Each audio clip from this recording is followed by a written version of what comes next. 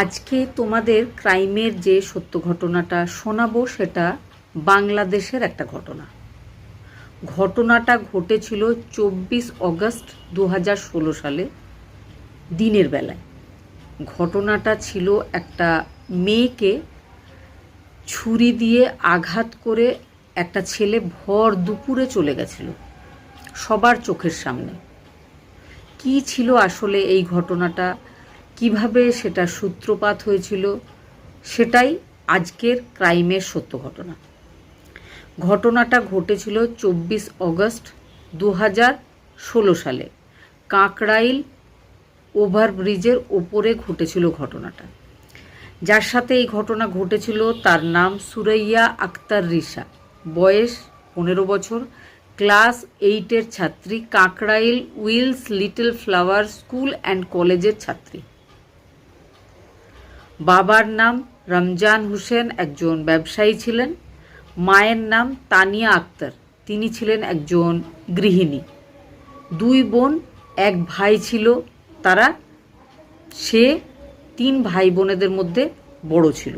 ঢাকার সিদ্দিক বাজার এলাকার বাসিন্দা ছিল এই ফ্যামিলি। এই ফ্যামিলির যে বড় মেয়ে রিশা, তাকে কাকরাইল ওভারব্রিজের উপরে মেরে ফেলা হয়েছিল। প্রথমে গুরুতর আহত হয়েছিল সে, তাকে নিয়ে গিয়ে হসপিটালে ভর্তি করা হয়েছিল। 4 দিন মৃত্যুর সাথে লড়াই করার পর 28 অগস্ট সকালবেলায় 8:50 মারা গেছিল।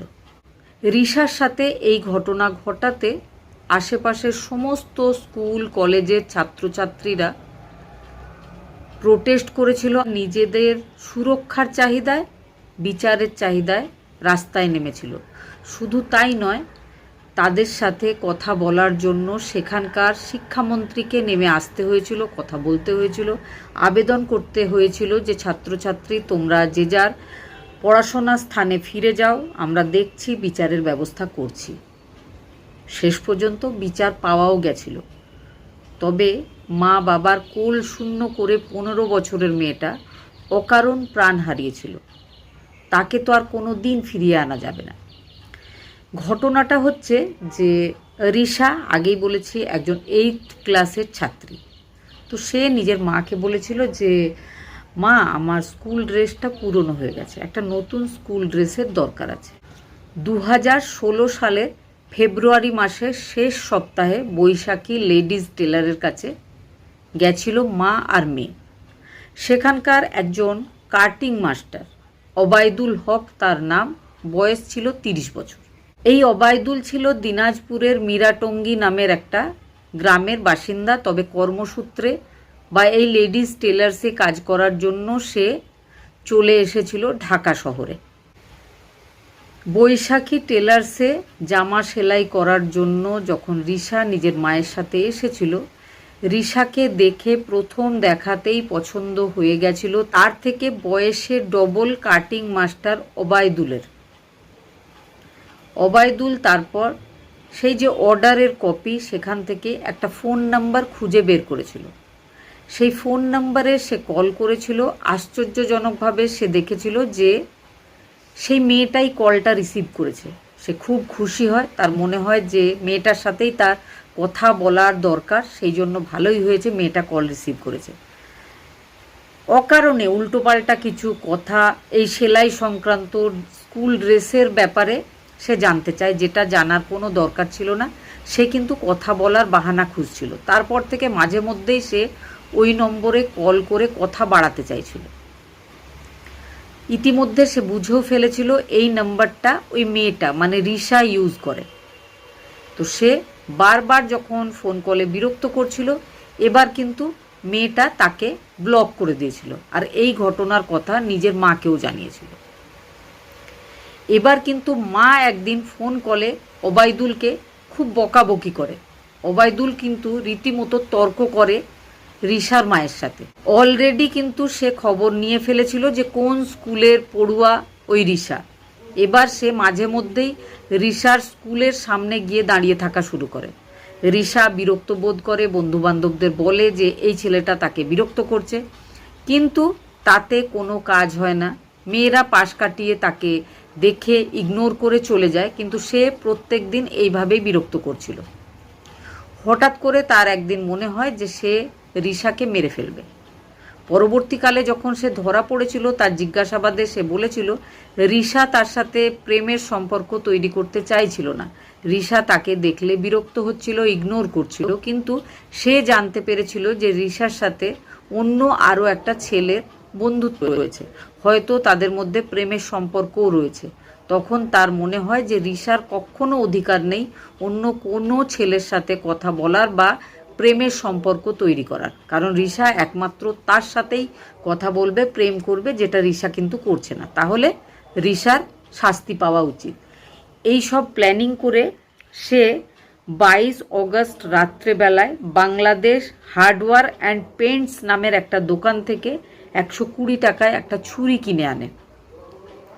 23 তারিখ সে প্ল্যানিং করতে থাকে যে কিভাবে কি করবে। 24 তারিখ সে স্কুলের কাছে চলে যায়। কাকরাইলের যে ওভারব্রিজ, সেটা স্কুল যাওয়ার সময় বা স্কুল থেকে ফেরার সময় সেই ওভারব্রিজের ওপর দিয়ে রিশা নিজের কিছু বান্ধবীদের সাথে সেই ব্রিজটা ক্রস করত, সেটাও কিন্তু সে জেনে ফেলেছিল। সে স্কুল ছুটির পর ওই ব্রিজে অপেক্ষা করছিল। রিশা যখন উঠেছিল, রিশা কিন্তু কখনোই ভাবেনি যে এইভাবে তার ওপর অ্যাট্যাক করা হবে। সে ভেবেছিল হয়তো আবার কিছু কথা বলে বিরক্ত করবে। হঠাৎ করে সে নিজের কাছে থাকা ওই ধারালো অস্ত্র বের করে বারবার আঘাত করে সেখান থেকে ছুটে পালিয়ে যায়। রিশাকে হসপিটালে ভর্তি করা হয়েছিল। আশেপাশের লোকজন তাকে ভর্তি করেছিল, মা বাবাকে খবর দিয়েছিল, ট্রিটমেন্ট হয়েছিল, চেষ্টা হয়েছিল, কিন্তু রিশাকে বাঁচানো যায়নি। এই ঘটনা ঘটাবার পর ওবায়দুল কিন্তু সেখান থেকে পালিয়ে গেছিল। পুলিশ ওবায়দুলকে খোঁজার চেষ্টা করছিল। প্রথমেই ওবায়দুল যে দোকানে কাজ করত, বৈশাখী টেলার্স, সেখানে যায়। সেখানে গিয়ে জানতে পারে যে 2.5 মাস আগে ওবায়দুল তার দোকান থেকে কাজ ছেড়ে দিয়েছে। ওবায়দুল আশেপাশের বিভিন্ন দোকানে খোঁজ নেওয়া হয়। অন্য আরও একটা দোকানেও কিন্তু ওবায়দুল কাজ করছিল, সেখানেও ওবায়দুল ছিল না। এইভাবে কিন্তু পুলিশ ওবায়দুলকে খুঁজছিল। বিভিন্ন সোশ্যাল মিডিয়া, নিউজ চ্যানেল, সব জায়গায় ওবায়দুলের ফটো আর ওবায়দুলের করা এই কাণ্ডর খবর ছড়িয়ে পড়েছিল। সব লোকজন তাকে চিনে ফেলেছিল, তার ফটো সব জায়গায় সার্কুলেট করা হচ্ছিল। 24 অগস্ট ওবায়দুল এই ঘটনা ঘটিয়েছিল। কিছুদিন সে পালিয়ে বেড়ায়। 31 অগস্ট 2016 পুলিশের কাছে খবর এসেছিল যে সোনারাই বাজার নামের একটা জায়গাতে ওবায়দুল একটা দোকানে সকালের ব্রেকফাস্ট করছে।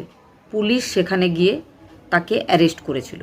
তারপর জানা গেছিল রিশাকে রক্তাক্ত অবস্থায় ফেলে রেখে সে নদী পার করে নিজের খুড়তো বা চাচাতো ভাইয়ের বাড়ি চলে গেছিল। সেখানে একদিন থাকার পর অন্য 2 পরিচিতর কাছে যায়, 1000 টাকা ধার নেয়। এবার বাসে উঠে নিজের গ্রামের বাড়ি যায়। গ্রামের বাড়ি গিয়েও কিন্তু সে জানতে পারে যে তার করণীয় ওই কাণ্ডটা সব জায়গায় ছড়িয়ে পড়েছে, পুলিশ তাকে খুঁজছে। এবার সে সোনারাই বাজারে অন্য এক আত্মীয়র বাড়িতে চলে যায়। সেখানে গিয়ে সে লুকিয়েছিল। সেখানে সে বাজারে ব্রেকফাস্ট করতে গেছিল। ইতিমধ্যেই আশেপাশের লোকজনেদের মধ্যে একজন এমনও মানুষ ছিল যে পুলিশকে খবর দিয়েছিল। পুলিশ সঙ্গে সঙ্গে এসে তাকে অ্যারেস্ট করেছিল। তাকে অ্যারেস্ট করার পর তার জিজ্ঞাসাবাদ চলে, বিভিন্ন রকম তদন্ত চলে। সে যে অস্ত্রটা দিয়ে মার্ডারটা করেছিল সেই অস্ত্রটার খোঁজ চলে। শেষ পর্যন্ত 10 অক্টোবর ফাইনাল শুনানি হয়। বাবা মা কিন্তু অধীর আগ্রহে অপেক্ষা করছিল এই দিনটা। শুধু বাবা মা নয়, দেশের প্রত্যেকটা মানুষ যারা ন্যায় পছন্দ করে তারা এই শুনানির দিনটার অপেক্ষা করছে। 10 অক্টোবর 2019 ফাইনাল শুনানি হয়েছিল। মৃত্যুদণ্ড দিয়েছিল তাকে মহামান্য আদালত, সঙ্গে 50,000 টাকার জরিমানা। বিচারক বলেছিলেন যে কেউ যদি প্রেম নিবেদন করে, অপরপক্ষ কখনোই বাধ্য নয় সেই প্রেমটাকে অ্যাকসেপ্ট করাতে। তার অন্য মতামত থাকতেই পারে, সেক্ষেত্রে কেউ তাকে মেরে ফেলবে, এর থেকে বড় জঘন্য অপরাধ আর হয় না। ঘটনাটা শোনার পরে আপনাদের যদি কোনো মতামত থাকে কমেন্টে জানাবার চেষ্টা করবেন।